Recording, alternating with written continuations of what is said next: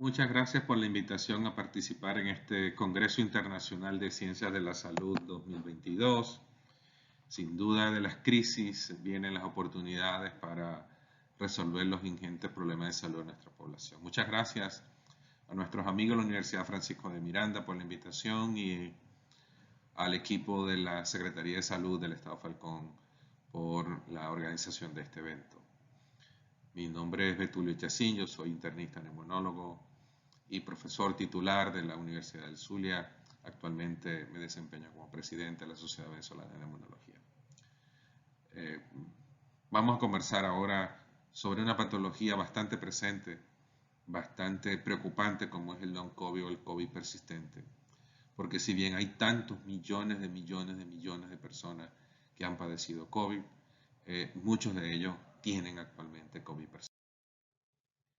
El contenido de esta presentación de 20 minutos será de definir lo que es long COVID o COVID persistente, qué es lo que se acepta hasta el momento, la etiopatogenia y la epidemiología del mismo, el mapa de síntomas reportados por nuestros pacientes, la valoración de esos síntomas y las propuestas de tratamiento que existen hasta el momento basado en los síntomas referidos y presentados por nuestros pacientes. Los conceptos que se han aceptado hasta el momento por diferentes instituciones de investigación en el planeta hablan de que un COVID persistente o long COVID es aquel que tiene permanencia de síntomas por más allá de 4 y para algunos hasta 12 semanas o después de 12 semanas tras el contagio por el virus SARS-CoV-2. Estos pacientes deben tener un diagnóstico, una prueba diagnóstica de COVID en su fase aguda o por lo menos tener un diagnóstico clínico en el resto de las circunstancias donde no se pudo hacer un diagnóstico por prueba antigénica o por PCR. La presentación del COVID prolongado es independiente de la gravedad del COVID en la fase aguda. Hay pacientes que tienen que les dio muy suave o que ni siquiera tuvieron síntomas en aquel momento y que ahora presentan una serie de síntomas que están relacionados con el contacto con el virus o tal vez por la toxicidad del virus. Este long COVID está presente en todas las edades, inclusive en la edad pediátrica, pero predomina en este caso la edad media, aproximadamente 40-45 años, y muy particularmente en mujeres de esa edad. Hay frecuentes fluctuaciones de síntomas y hay un curso clínico en forma de brotes, que es la manera en que se presentan estos síntomas del paciente que ya ha padecido de COVID, que actualmente curse con lo que denominamos COVID. ¿Cuál es la etiología de esto? Todavía no existe un consenso en torno a esto, pero hay principales teorías que hacen suponer que la persistencia del virus permite que el virus haga una toxicidad propia a diferentes órganos del cuerpo, a diferentes tejidos, a diferentes células. También se estipula que la tormenta inflamatoria y la alteración de la inmunidad es un aspecto relevante en la aparición de síntomas prolongados en nuestros pacientes, así como también la presencia de autoanticuerpos, por lo que hemos tenido ya una gran cantidad de pacientes con diferentes trastornos de autoinmunidad que ahora se presentan. Recientemente hemos tenido 2 pacientes con granulomatosis de Wegener que anteriormente no tenían ninguna alteración autoinmune y ahora pues la presentan. La prevalencia del COVID persistente es realmente abrumadora. Se estima que del 10 hasta el 65% para algunos otros autores, algunos trabajos que estuvimos revisando, pudiera ser la prevalencia del COVID persistente. Si hay tantos miles de millones de pacientes que han padecido de COVID en el planeta, esto es un grupo bastante grande y es un área de investigación a la cual se le debe tomar y se debe investigar en el futuro cercano, porque muchos son los pacientes que van a ir a nuestra consulta con este tipo.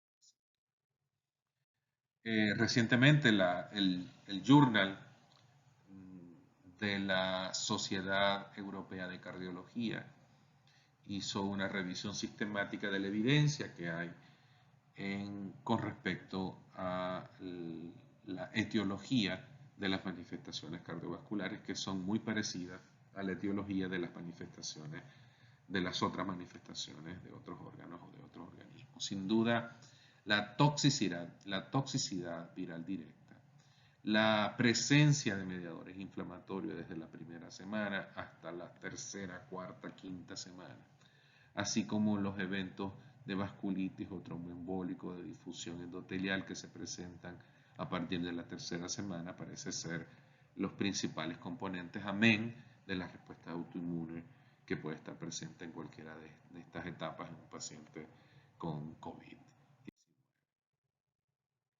Esta guía hizo una encuesta a nivel nacional y tomó en consideración también otras encuestas internacionales en torno a la presencia del long COVID. Y se observó que aproximadamente el 79% de los pacientes eran mujeres, en una edad comprendida entre los 43 y los 46 años, con persistencia de síntomas en un 96% de los casos de más de 90 días, donde se reportaron más de 200 síntomas en este grupo de pacientes. Realmente es una barbaridad la cantidad de síntomas que se pueden presentar. La prevalencia real del long COVID es un poco difícil de determinarla. Si bien es difícil determinar la cantidad de casos de COVID que tuvimos o de muertos por COVID que tuvimos, los diferentes momentos en que se pueden hacer los trabajos de investigación hacen que sea difícil determinar la real prevalencia de ellos, ¿no? Sin duda, la fuente en que se hace reclutamiento para la investigación, la edad y el género, el tiempo de la evaluación, los factores sociodemográficos, la presencia o no de vacuna, el tamaño de la muestra, el diseño del trabajo de investigación, todo eso afecta la correcta determinación de prevalencia. Pero lo que sí sabemos es que el long COVID produce síntomas en casi todos los sistemas corporales. No solo el sistema respiratorio y cardiovascular, sino también manifestaciones neuropsiquiátricas que se presentan de manera importante en estos pacientes, sistema musculoesquelético y articular, renal, gastrointestinal, dermatológico y también ahora manifestaciones endocrinas, principalmente tiroidea y de suprarrenales por el excesivo uso de esteroides en este tipo de pacientes. También se publicó recientemente en la revista Nature una revisión sistemática de los síntomas presentes en un paciente con long COVID. Y fíjense que el 58% en esto representaba la fatigabilidad, el 44% el dolor de cabeza, y así iban presentes muchos síntomas, a una lista larguísima de síntomas de los pacientes con efectos a largo plazo por la infección del COVID-19. También hay trabajos de investigación en las cuales aquellos pacientes vacunados parece que tienen menor probabilidad de padecer de long COVID. Esa probabilidad parece reducirse entre un 65 y un 85%, así de la importancia de tener una buena disponibilidad de vacunas para la población y así evitar la presencia de este llamado long COVID. En la guía se hizo una encuesta para determinar cuáles eran los síntomas más frecuentes reportados y fíjense que la mayoría de ellos fueron síntomas constitucionales: malestar general, astenia, fiebre, sudoración, escalofríos, anorexia, cefalea, faltas de memoria, faltas de concentración, bajo estado de ánimo, ansiedad. Parece que los trastornos neuropsiquiátricos y cognitivos son los más afectados también en este tipo de pacientes. Además de los dolores articulares, los dolores musculares, de espalda y de cuello. Muchos de los pacientes se quejan por dolor de cuello. Esta misma semana tuve varios pacientes que se quejaban de un dolor persistente en cuello que no le encontraba ninguna explicación. La valoración de los síntomas es muy importante en un paciente con long COVID. ¿Por qué? Porque permite determinar la gravedad o la severidad de esos síntomas. El síntoma principal, la fatiga, así como las dificultades por el ejercicio físico, los trastornos emocionales, neuroconductuales, cognitivos, los trastornos del sueño pueden ser evaluados mediante escala y poder saber la severidad de estos síntomas en un paciente dado. También existen escalas para los trastornos de atención. Para la disnea nosotros usamos mucho la escala de disnea de MMRC o la escala de disnea visual de Borg para determinar el grado de afectación o de dificultad para respirar que tienen los pacientes. Así también lo hay para dolor y para calidad de vida. Eso permite saber el grado de incapacidad que puede tener un paciente por el síntoma presentado. A estos pacientes debe hacerse una exploración física y estudios complementarios que permitan saber el real impacto que tiene el long COVID en estos pacientes, que incluye una historia general completa, como nos han enseñado en semiología, una exploración general por aparatos y por sistemas, además, que permita tener unas escalas clínicas de cada síntoma o de cada uno de los aspectos reportados por los pacientes.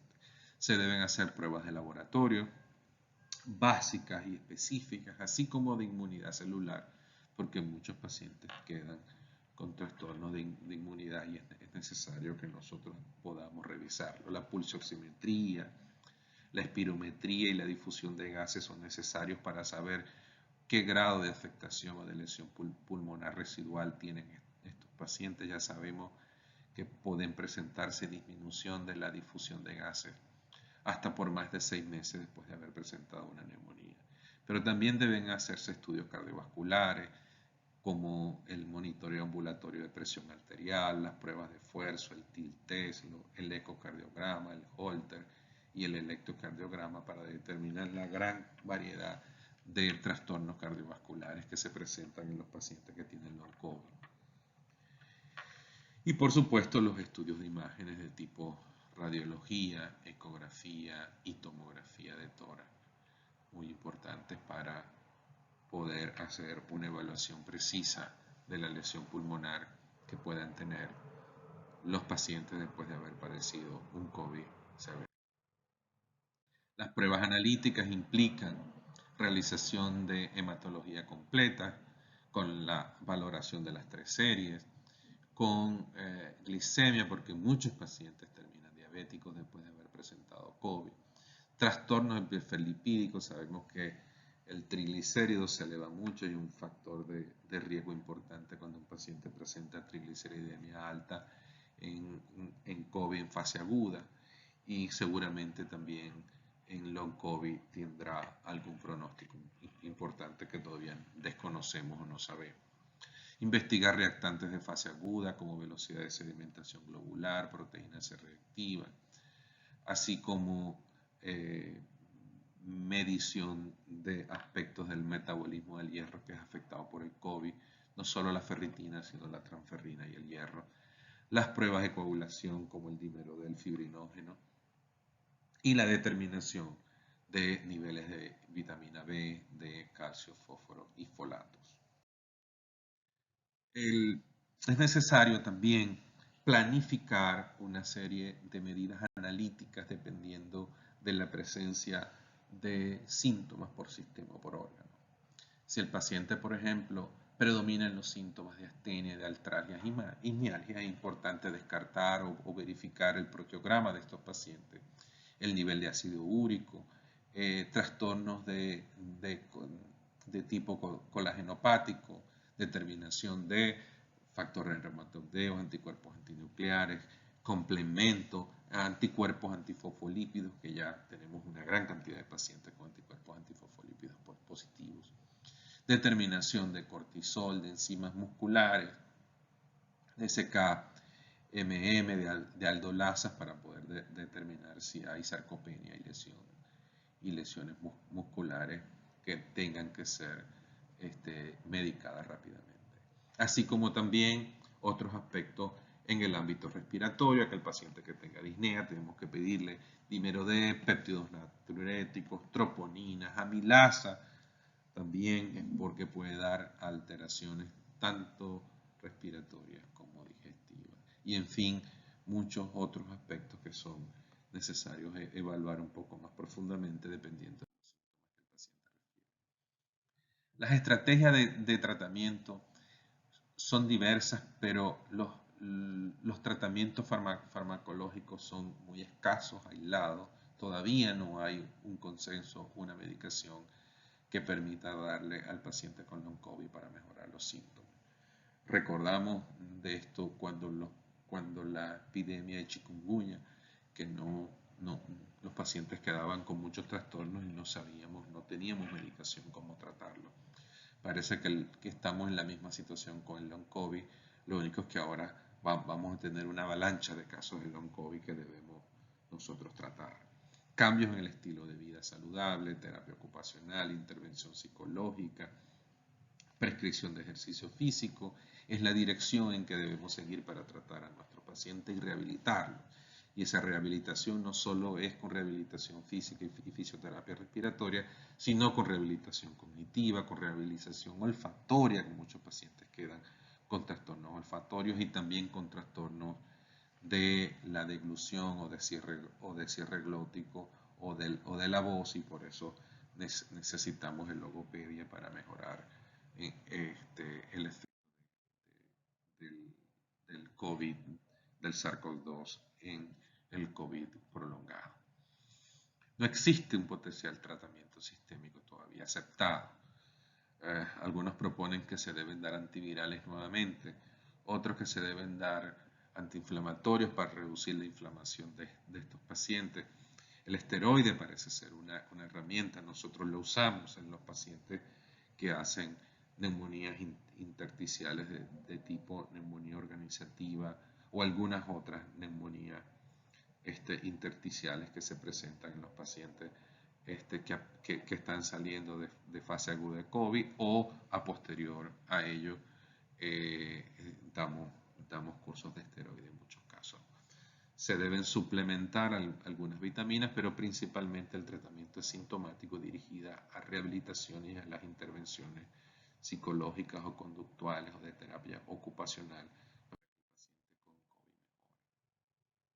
Si esta guía hace una lista larga y detallada de cuáles son las recomendaciones de tratamiento sintomático para no farmacológicos, para diversos síntomas, y cuáles son las observaciones que ellos hacen que se deben tomar en cuenta para evaluar un paciente que presente fatiga o síntomas neurológicos o trastornos emocionales o disnea o tos o dolores en general, o que todavía presente trastornos olfatorios o gastrointestinales o del aparato locomotor, así como trastornos del sueño, trastornos cardiovasculares o trastornos hormonales de tipo patologías tiroideas o suprarrenal, o pérdida de peso, desnutrición, aquellos pacientes que presenten alteraciones electrolíticas o diabetes o hematológicas,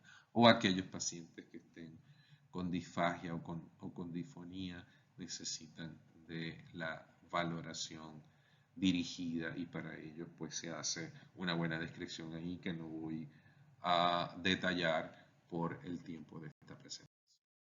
Entonces, a manera de conclusión, decimos que el long COVID o el COVID persistente es una nueva entidad clínica que amerita la atención y seguimiento cercano, que la prevalencia es alta a predominio de mujeres en edad media, que vamos a tener una avalancha de casos próximamente, ya los estamos viendo en nuestra consulta, que su etiología no está clara, pero la toxicidad viral directa y la respuesta inflamatoria y autoinmune parecen ser las responsables del long COVID. Parece que disminuye cuando el paciente está previamente vacunado.